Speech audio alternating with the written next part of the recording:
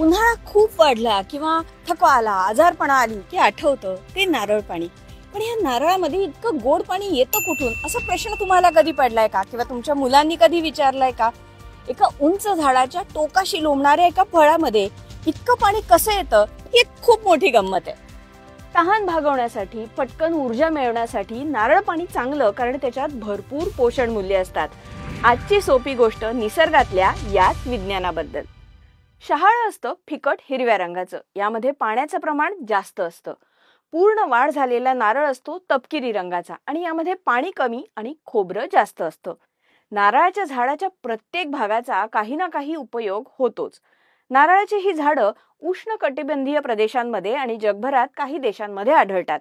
पण या नारळाच्या आत पाणी कसं येतं हे समजून घेण्याआधी नारळाचा आपण थोडासा अभ्यास करूयात. शहाळ्याचा अगदी बाहेरचा जो थर असतो त्याला वैज्ञानिक नाव आहे एक्सोकार्प.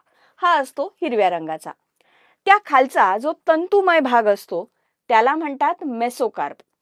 एंडोकार्प हा असतो आतला टणक भाग, जो पांढऱ्या गराचं खोबऱ्याचं संरक्षण करतो.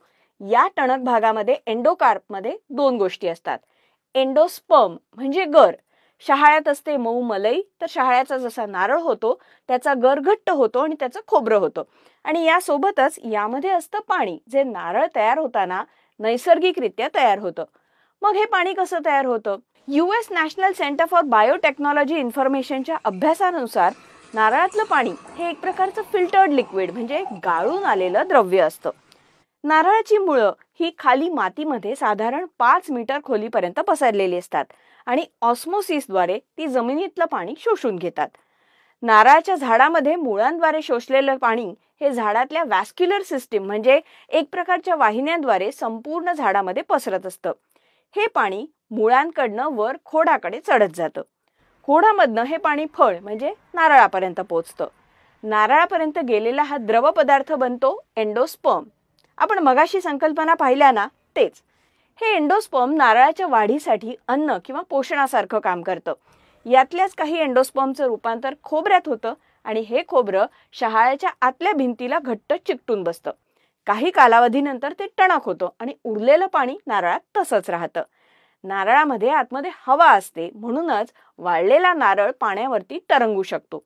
मग या नारळ पाण्यात काय असतं तर जवळपास 95% पाणी असतं आणि सोडियम, पोटॅशियम, मॅग्नेशियम, कॅल्शियम या सगळ्यांचं मिळून प्रमाण असतं 5%. म्हणूनच आजारी व्यक्तींना शक्ती मिळावी किंवा डिहायड्रेशनचा त्रास होऊ नये म्हणून त्या व्यक्तीला नारळ पाणी द्यायला सांगतात, कारण यामुळे शरीरातले क्षार भरून येतात. शिवाय यातली प्रथिनं, अमिनो ऍसिड्स आणि एन्झाईम्समुळे मेटाबॉलिझम वाढतो, म्हणजे काय तर चयापचयाची क्रिया सुधारते. यामध्ये फ्रुक्टोज आणि ग्लुकोज या शर्करा असतात, त्यामुळे पाण्याला गोड चव येते. शिवाय यात C आणि B जीवनसत्वही असतात. बरं, पण मग नारळात पाणी कमी आणि खोबरं जास्त आहे किंवा खोबरं जास्त आहे पाणी कमी आहे हे नारळवाल्यांना कसं समजतं? तर ते नारळाच्या आवाजावरून.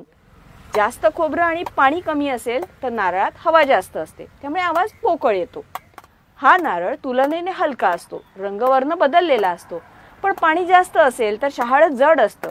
टिचकी मारल्यानंतर किंवा आवाज करून पाहिल्यानंतर तो आवाज पोकळ येत नाही आणि रंग वरून साधारणपणे हिरवा असतो. नारळाचं हे झाड म्हणजे हा माड ज्या भागात आहे तिथे पाऊस किती पडलाय यावरून नारळ पाणीदार किती ते अवलंबून असतं. जिथे मातीत भरपूर खनिजे असतात तिथल्या नारळांचं पाणी अधिक पोषक असतं.